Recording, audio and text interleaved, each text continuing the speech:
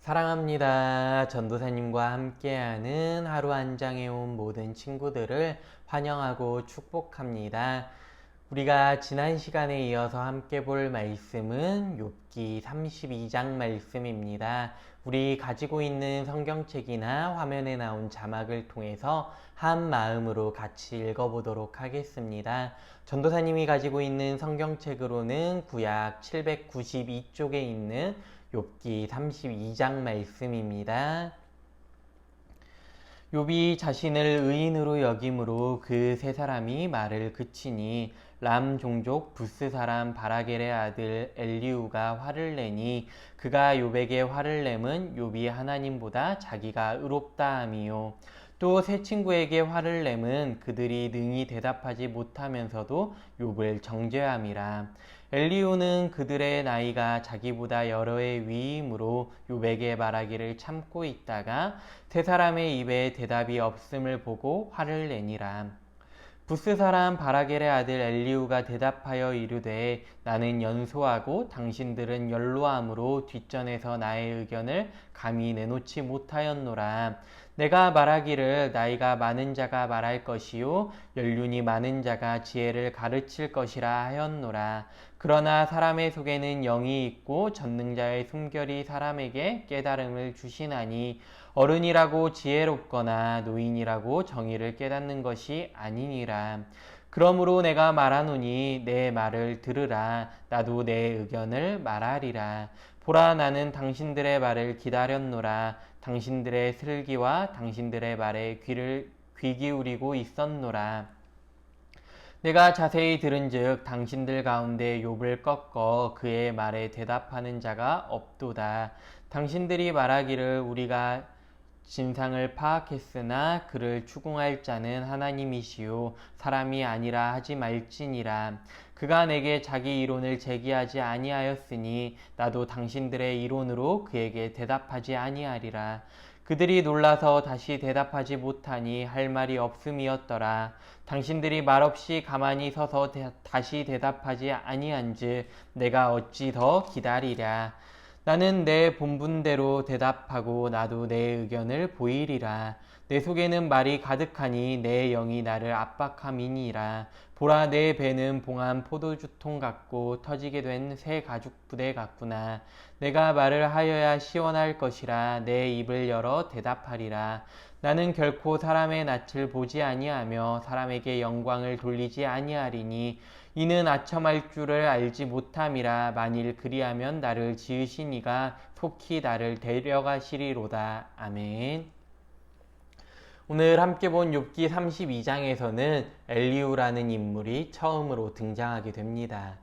엘리바스나 빌닷, 소발의 경우에는 족보가 제기되지 않는 반면에 오늘 등장한 엘리우는 2절 말씀에서 족보가 제시되고 있습니다. 이것을 생각해보면 엘리우에 대해 무게와 중요성을 나타내려는 의도임을 우리는 생각해보게 됩니다. 엘리우는 특별히 총 4차례의 연설을 하고 있는데 이것은 다른 누구보다 많은 횟수임을 우리는 기억하게 됩니다. 또한 엘리우의 연설은 중간에 막히거나 답변 또한 따르지 않고 있습니다. 욥기에서 매우 중요한 순간에 등장하고 있으며 이어지는 하나님의 말씀을 우리는 준비하고 있음을 볼 수 있습니다. 욥의 세 친구들은 욥이 죄를 지었기 때문에 고난을 받고 있다고 말하고 있지만 엘리우는 욥이 고난을 받고 있기 때문에 죄를 지었다고 말합니다. 오늘 6절 말씀부터 다음 시간에 볼 33장까지 엘리우가 말씀하시는 하나님에 대한 첫 번째 연설이 시작되고 있습니다. 엘리우는 하나님의 말씀을 욥과 욥의 친구들에게 예비 예언자처럼 나타내고 있습니다. 욥에게 두 가지 의미에서 답변을 주고 있는데 먼저 욥의 항변에 답한다는 의미와 하나님께서 말씀하시는지를 알고 싶은 욥의 갈망에 대해 답한다는 의미입니다. 특별히 6절에서 10절 말씀을 보면 예언은 가능하다고 말하고 있습니다. 엘리우는 권위의 문제로 시작하는데 욥의 세 친구들은 나이가 많으며 연륜이 많았지만 엘리우는 나이가 어렸으므로 이러한 권위가 없었습니다.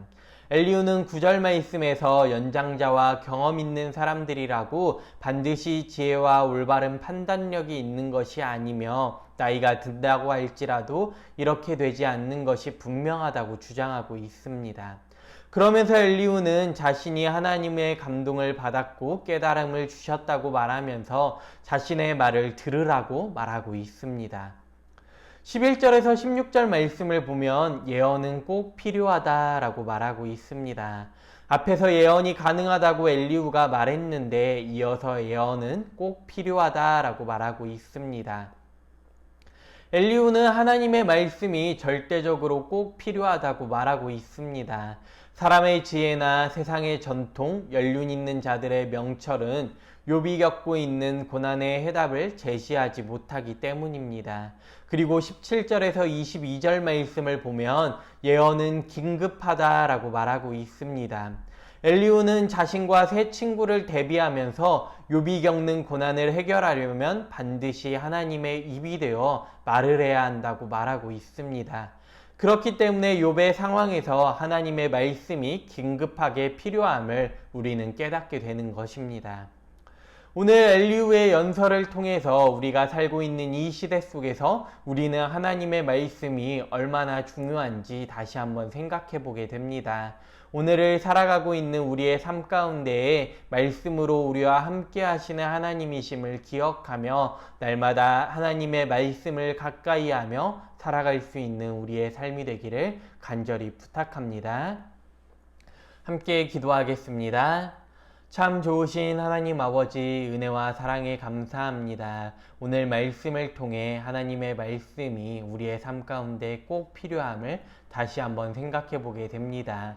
엘리후의 말을 통하여서 하나님 세상의 지혜로나 세상의 연륜으로나 어떠한 것으로도 우리에게 위로나 평안을 가져다 주지 못함을 우리는 기억하게 됩니다.